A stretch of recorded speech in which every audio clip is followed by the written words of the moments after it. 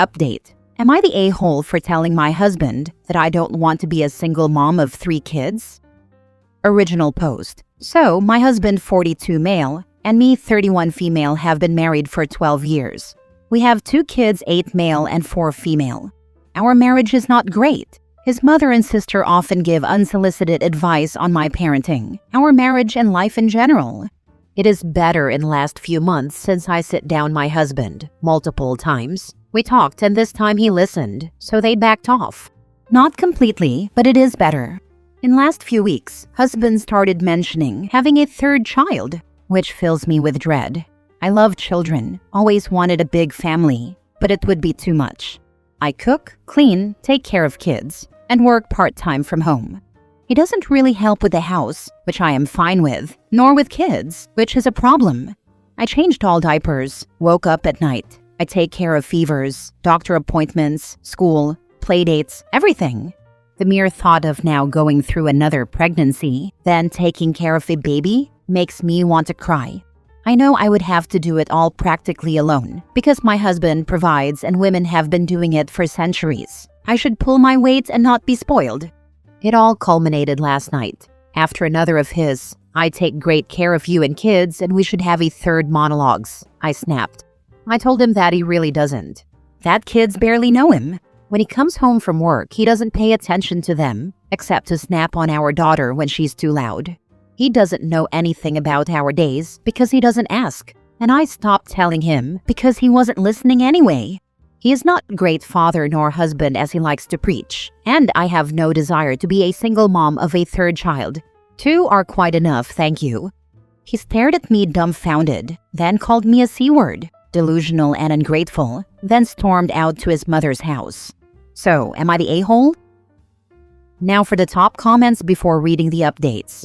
Well, good for you. Also, I'm pretty sure at 19 getting married to a 30-year-old was a huge red flag.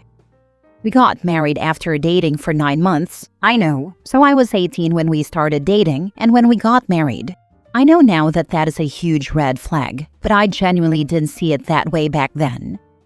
Sunk cost fallacy. Do you really want to spend the rest of your life with this loser? You're still young. Don't wait until it is too late to leave.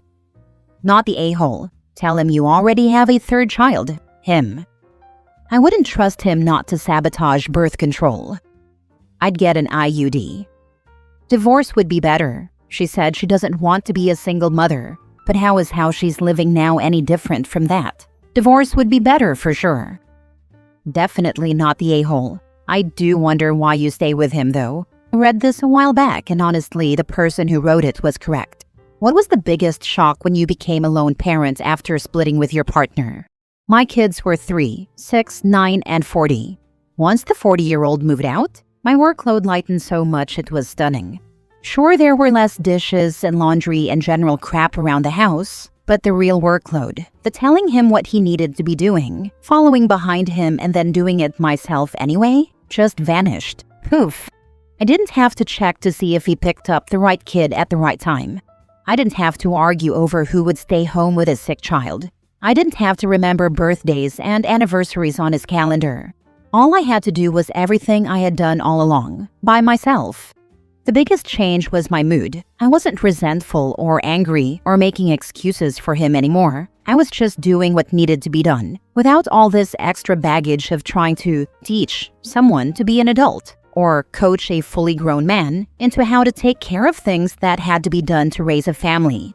The most amazing thing? Every other weekend. I swear to God, I hadn't had 2 days to do whatever I felt like doing, maybe in my life. Definitely not in 10 years or so. No worries, no listening for crashes or screams, no checking on kids every 10 minutes, or cleaning up spilled paint, or limping from hidden Legos in the carpet. 2 whole days. The very first weekend he took the kids, he brought them back early Sunday morning, looking stressed. Did I have any idea? I told him I might know what that's like. 24 hours a day, 7 days a week, for over a decade. I knew exactly what it meant to be responsible for little lives and the things they get into. I yeeted that idea straight into the sun, and he did finally learn how to manage 3 kids for 2 days. And I got blissful, guilt-free silence. To have a little slice of life, to do absolutely nothing if I wanted.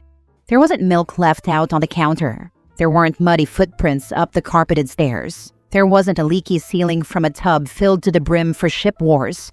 For 2 days, every 2 weeks. Best thing ever. Now for the first update. Morning after I made this post, my mother-in-law and sister-in-law showed up at my house. At this point, there was still no word from my husband. Let's call him Ray. It was obvious that they expected me to be alone. My kids were with brother-in-law at my sister Mary's house. She was with me. So we all sat down to have a conversation. I know I was being annoying, but I kept repeating that I don't see a point of that. Conversation should happen between Ray and me. We are grown-ups and married. I didn't see a reason for them to meddle. They took great offense to that. My mother-in-law at one point said that she doesn't understand what happened to me. I am not the girl her son married anymore. I said, of course I'm not. He married a teenager, and I'm now a grown woman. She turned beet red and started screaming at me, to which Mary said she is going to call police if she doesn't calm down. After a few insults, mostly how I'm abusing her son and how bad of a mother I am, they left. Ray showed up a few hours later. Not to ask about our children or to see how I am, but to berate me on how I treated his mother. Again, I think Mary being there changed his plan, since he toned it down when she came downstairs. He demanded for her to leave. She refused and said that she is going to go upstairs so we can have a conversation, but she is not going anywhere until I ask her to, which I didn't. He started with basically saying that I am a bad wife, that I don't love him since I don't want more kids, and I blamed him for it. That I shouldn't be speaking with him like that. He is a great father to our kids, etc. I asked which kids he hasn't seen in 3 days, and didn't ask how or where they are. He then freaked out when I told him they are at brother-in-law and Mary's house, calling them both vile names that I don't want to repeat. Our conversation lasted an hour and nothing productive came out of it. We were going in circles. I was scared because he multiple times started grinding his teeth and putting his hands in fists, but he would calm down after a few seconds. I said if he is not willing to work on our marriage and thinks that he is completely in the right, we should get a divorce. He, at first, said fine. If that's what I want, I should pack my stuff and leave. I started packing. He ranted how I'm going to live without him, how he can't wait for me to explain to kids why they are moving in similar. I said that kids are not moving anywhere. They are staying in the house, and which parent stays here is taking care of them. He really couldn't comprehend what I'm saying. I am not turning our kids' lives upside down. Divorce is enough of a change. They are not going anywhere. Then his tune changed. He was willing to hear me out. I swear I thought I'm going to pop a blood vessel from rage. I said I don't care anymore. We are getting a divorce. Only questions are about logistics and our kids. To not make this post even longer, this also went in circles. He then grabbed my shoulders and started shaking me.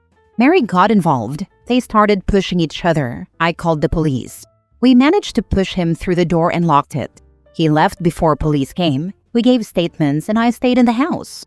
I am fine, but Mary has a few scratches. Currently, I'm bombarded with text from his family. Again, not a peep from him. I am filing for divorce. I don't know why I thought that this can end any differently, but I'm also glad that I tried. For people who found my previous posts, I am ashamed of how I was speaking about Mary, but I was envious until I realized that I was projecting my unhappiness with my life onto her. She didn't deserve it. She was, and still is, an amazing sister and even better person. Thank you all. I got amazing advice and words of encouragement. Internet can also be full of wonderful people, and I'm grateful for each and every one of you. Good job leaving that bastard. Yes, it's a relief to read a post like that with a good ending. This one is a damn good divorce. I'm afraid for her safety though. Hopefully soon to be ex behaves himself. You're right to be afraid. The most dangerous time for a woman is before she exits her relationship. Be very careful now. He sounds exactly like one of the men who end up harming his wife when she files for a divorce. Do not ever see him alone again. Those are the most dangerous moments. Anything that needs to be discussed can be discussed over the phone. Always have witnesses or protection with you. Secure your devices. Make sure there are no trackers or any cameras around, listening devices, etc. Please look up how to protect yourself online. His reactions are scary, and he will feel justified harming you. Beware. Share your location with Mary and other trusted people, for instance via Google Maps. Maybe never turn it off. I have an emergency emoji. It doesn't matter which one. Friends know that means SOS police. AirTags cannot be hidden. They notify you, so no worries there. And trust your gut. My ex came here and I had a bad feeling a few days before that I told a few friends about. Glad I didn't open that door. Now for the second update 5 months later. Hi everyone. It's been a while since I posted, and probably not a lot of people remember my post, but people were messaging me to see if I was okay, so I wanted to update. I am officially divorced as of this morning. We signed the papers a few days ago, but today I got the divorce certificate. So much has happened. I don't think people would believe me if I tried to type it all, so I'm going to do just the most important stuff. In the weeks after I made my post, my ex Ray decided that he wants to work on our marriage, that he will try to be a better husband and win me back. That mostly consisted of him harassing me, calling me constantly from multiple numbers, sending me flowers, chocolates, and candy. I don't even eat sweets, and showing up randomly at places where I regularly go. We live in a small town, around 15,000 people, so it became the town's gossip. It felt like everyone was talking about me. My ex-mother-in-law tried really hard to paint me as some mentally unstable, nasty person who just one day decided to destroy a family. She attacked me at a child's birthday party when I was dropping off my son, sister-in-law's child's birthday. Then she tried to say bad things about me to my kids. Luckily, Ray put a stop to that. She did everything and anything to make me feel like crap, while saying that she would like nothing more than for Ray and me to be back together. I didn't want to keep her from my kids, so I let them spend time with her, father-in-law, sister-in-law, and her kids. She took my kids to the park that she knows I think is unsafe. It is unsafe, old, and rusty. She also took them to buy them shoes. I know this is a weird thing to be angry and hurt about, but I have some childhood trauma, and I need to know that the shoes fit right and are not too small. It's not a big thing overall, but she did it intentionally to hurt me. I lost it when I came to pick them up and was told they bought new shoes. Everyone was there, mother-in-law, father-in-law, sister-in-law, brother-in-law, and Ray, so I just screamed at everyone. I called mother-in-law names that I didn't even know I knew, told Ray that he is spineless, worthless excuse for a man, called father-in-law a houseplant. It makes more sense in my language. Basically, I called him useless, and told sister-in-law that she is very brave when she gossips, but is a doormat to her husband and mother. Luckily, kids were outside, so they know we were fighting, but didn't hear what was said. Nobody said anything to me. They were shocked. I had to call my sister on my way home because I didn't think I could drive, so I parked and waited. She picked me up, we put kids to bed, and I just cried. I think I cried for 5 hours straight. I hated who I become. I was sad or angry all the time. Everyone annoyed me. It was just awful. It did get better, though. Next time Ray cornered me in a grocery store, I threatened to call the police. And when he kept calling, I actually did. Police told me that they will give him a warning. They told him that next time he tries to speak to me and is not directly about children, he will spend the night in jail, and he would get harassment charges. The police officer also gave me his personal number if I want clarification on what can be reported. Again, small place. We went to the same school. I joined a group that my sister started, where we do things in a community, like we would get together and pick trash from parks, paint fences or benches, get older people to appointments or get them groceries, things like that. I started cleaning a house of an older lady with cancer who lives alone. She insisted to start paying me, and combined with my part-time job and rent, me and my sister inherited a house from our mother that we rent out and split the money. Now I have a decent income. After many awful, exhausting weeks, Ray agreed to divorce me. I agreed to not get alimony if I get to stay in the house with kids, only child support. I don't want my kids to suffer, but it did make me sad that they didn't seem to miss their father. School therapists talked with them and they are fine. They accept the divorce, as much as they understand due to their age. We had a lot of conversations about what this means for them, me and Ray. They are good, well-adjusted children. but it made me feel stupid and incompetent. What was I doing all these years? Doing everything for a man who was such a bad parent that his kids don't even miss him? How dumb am I? I started going outside more, spent more time with people, and it's great. Turns out that, no matter how much mother-in-law tried, it's hard to convince people that I am a bad person, since a lot of them know me since I was a child, and they also know my ex-husband's family. So there's that. Thank you all. I was very confused and very scared when I posted, but I'm so glad that I did. A lot of you helped me and make me see things clearly, and I am forever going to be grateful. Your kids are well-adjusted. This means you did the opposite of stupid and incompetent. That line hit me hard too. Like if the kids are good and stable, that says everything about her, not the other way around. She's done way better than she thinks. Congratulations! You took back your life. You stood up for yourself against your bullies, and you regained the relationship with your sister. Keep that shiny spine and continue to grow. I'm very proud of you. Last story. Am I the a-hole for giving my wife a dirty plate to eat off of at dinner? My wife is a nurse, and she works long hours. Therefore, I handle everything in the household. She has been picking up more shifts recently because the hospital is understaffed. I am the one doing the chores, taking care of the kids, making food, and I also work. It's all me. She has one chore, and that is when she comes home. She needs to do the dishes. The kids are usually asleep by the time she gets home, so I usually make dinner for the kids and wait until she gets home to reheat the food for her. The main issue is that she has not been cleaning the dishes. I have talked to her multiple times, but nothing has changed. She gets home, eats, and goes right to bed. She always claims she's too tired after her shift to do the dishes, and when I suggest she does them in the morning, she claims there is not enough time before she needs to get to work. It is extremely frustrating to wake up and they are not done. That leads to me having to do the dishes at some point. We're talking about this again last Saturday, and she has not done the dishes since. 4 days of not doing them, and I have not done them either. I have ran out of dishes and served dinner to the kids on paper plates tonight. She got home after the kids were asleep, and I handed her a dirty plate to eat off of. I told her that she can use that to reheat the food. We were not happy, and we got into an argument. She called me a prick for handing her a dirty plate to eat off of, and that I was home, so I would have cleaned some dishes. I pointed out that this is her job, and I am not going to do it.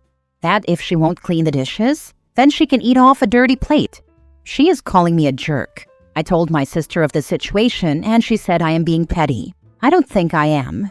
Edit, because people have continued to ask. I work in construction 40 to 50 hours. She works in the hospital 36 to 60, highly dependent on what is happening at the hospital. If she picks up more shifts or not, 36 is her normal, and depending on the week if she grabs 1 to 2 extra shifts. Now for the comments. Wild, because if OP was the wife who handed her husband a dirty dish after he refused to do the one household chore, she would have people telling her to divorce him. OP works, takes care of the home, cooks and cares for the children. He asks for one chore to be done by his wife, and when she won't, he should just roll over and do it? Not the a-hole, and I probably will be downvoted for this. She has one chore. You are doing everything else, including raising kids, and all she needs to do is wash the dishes. If you have a dishwasher, that is literally 10 minutes. You have one in comment. Even without a dishwasher, it is like 30 minutes. You might as well be a single parent. You're not even a stay-at-home parent since you also work. You work in construction. It's not like you have an easy job either. Yep, post starts out like he's a stay-at-home dad, and I was like, shut the heck up and wash the dishes, bro. Then got hit with the construction work info, and I was like, oh hell no, she can have that dirty plate, lol.